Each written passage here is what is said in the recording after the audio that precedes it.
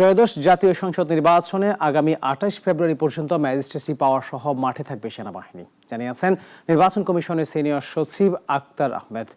সকালে রাজধানী আগারগাঁওয়ে নির্বাচন ভবনে ত্রয়োদশ জাতীয় সংসদ নির্বাচন উপলক্ষে আইন শৃঙ্খলা বিষয়ক মতবিনিময় সভা ও প্রাক প্রস্তুতিমূলক সভার শেষে সাংবাদিকদের এই তথ্য জানান তিনি।